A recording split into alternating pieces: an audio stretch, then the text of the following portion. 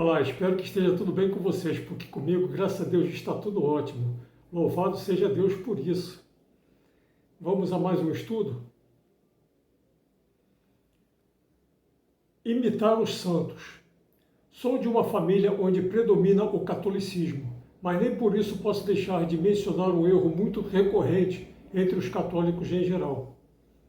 Desde criança sempre ouvi os católicos dizerem que são devotos deste ou daquele santo, ou santa, mas se perguntarmos a esses mesmos católicos quem foram, quando e onde viveram e o que ensinaram esses mesmos santos de suas devoções, a resposta será sempre decepcionante.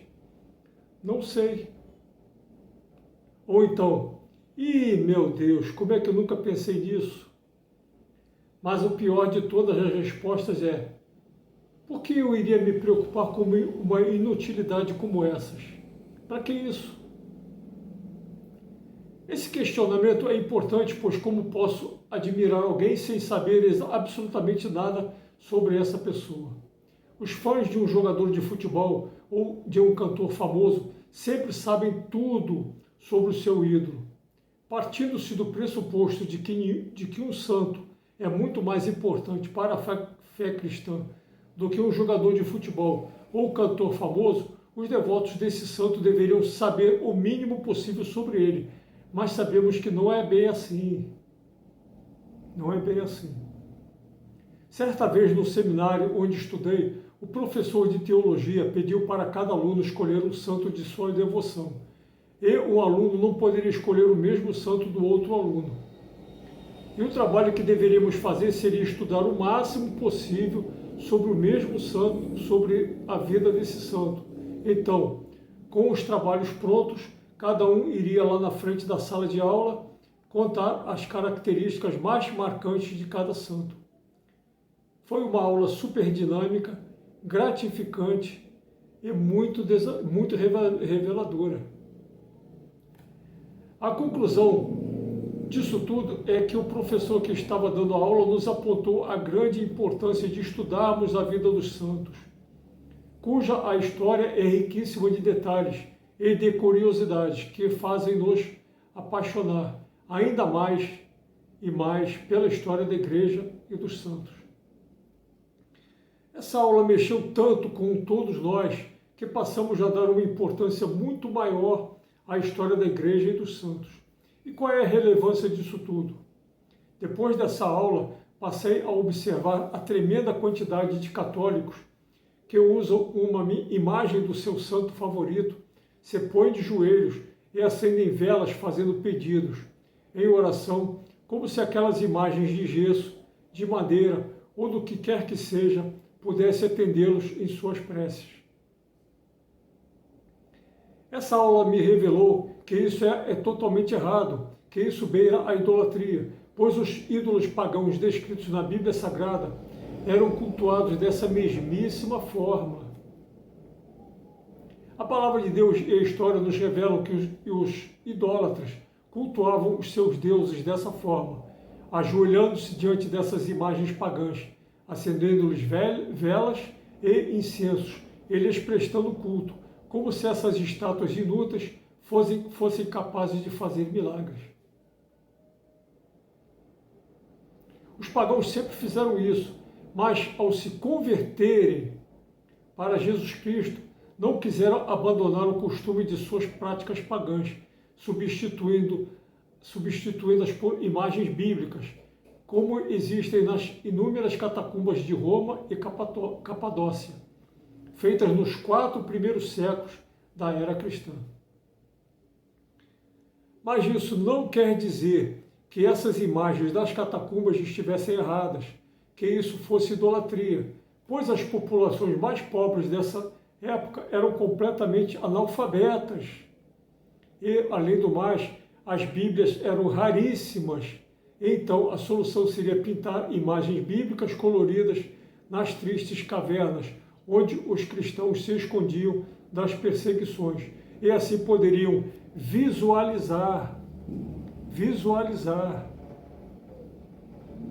várias narrativas bíblicas através dessas pinturas e imagens, sem depender de alguém que pudesse ler para elas a passagem bíblica.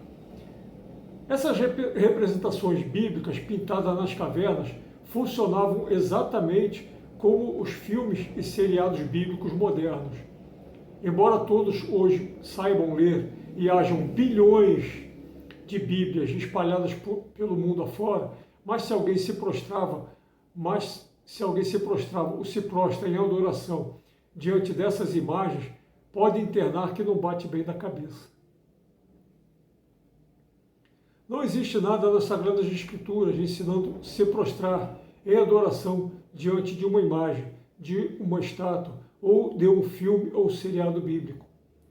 O Templo de Salomão era repleto de imagens e esculturas de ouro e de prata, mas Jesus Cristo, nosso Senhor, Deus de Salvador, chama esse templo de, abre aspas, a casa de meu Pai, fecha aspas, em João 2,16 e também em Mateus 21,13, Marcos 11,17 e Lucas 19,46.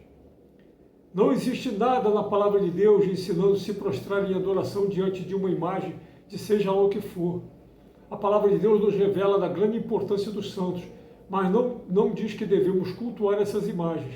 Em vez disso, a Bíblia Sagrada nos revela que devemos ser imitadores dos santos, que devemos imitá-los e não cultuá-los. Veja, abre aspas, desejamos somente que cada um de vós demonstre o mesmo ardor em levar até o fim o pleno desenvolvimento da esperança, para não ser lentos à compreensão, e sim imitadores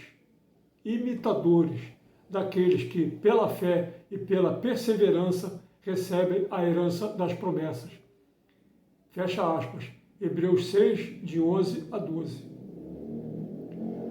O apóstolo Paulo nos exorta diversas vezes a sermos imitadores dos santos. Veja, abre aspas, sede meus imitadores, como eu mesmo o sou de Cristo. Fecha aspas. 1 Coríntios 11, 1. Abre aspas, exorto-vos, portanto, sede meus imitadores, fecha aspas, 1 Coríntios 4, 16. Abre aspas, sede meus imitadores, irmãos, e observai os que andam segundo o modelo que tendes em nós. Fecha aspas. Filipenses 3,17. Abre aspas. Vós vos tornastes imitadores nossos e do Senhor, acolhendo a palavra com a alegria do Espírito Santo, apesar das numerosas tribulações. Fecha aspas. 1 Tessalonicenses 1, versículo 6. Abre aspas. Irmãos, vós sois imitadores das igrejas de Deus que estão na Judéia, em Cristo Jesus. Fecha aspas. 1 Tessalonicenses, capítulo 2, versículo 14. Abre aspas. Bem sabeis como deveis imitar-nos, fecha aspas. 2 Tessalonicenses 3, 7. Abre aspas. Não porque tivéssemos direito para isso, mas foi para vos dar exemplo a ser imitado.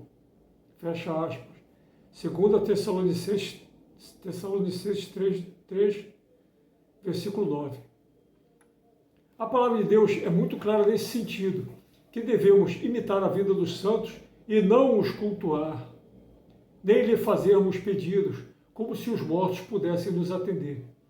Jesus Cristo não está lá no céu distraído, dormindo ou muito ocupado para precisar de alguém, para precisar de um intercessor que lhe chame a atenção para as nossas súplicas. É verdade. A pergunta mais importante deste vídeo é que, como é possível imitarmos os santos se não soubermos quem eles foram, onde e como viveram e o que ensinaram? Como é possível isso? O verdadeiro devoto de algum santo não fica prostrado diante da sua suposta imagem, fazendo-lhe súplicas. Não, isso jamais. O verdadeiro devoto de algum santo irá estudar tudo o que se relaciona com a vida e os ensinamentos desse santo. E não existem desculpas para isso, pois existem inúmeras bibliotecas públicas espalhadas por aí. Sem contar que todas as igrejas, sem exceção, deveriam possuir uma biblioteca contando a vida dos santos, ou no mínimo dar palestras sobre a vida do santo que é comemorado naquele dia, em vez de permitir que os fiéis tragam flores e acendam velas, ajoelhando-se e suplicando, pedindo milagres diante da sua suposta imagem. Mas os católicos mais conservadores irão dizer que nas aparições da Virgem Maria, a mãe de Jesus, Nossa Senhora nos pediu para fazer isto ou aquilo, e se não fizermos, constitui um pecado mortal. Vejam só.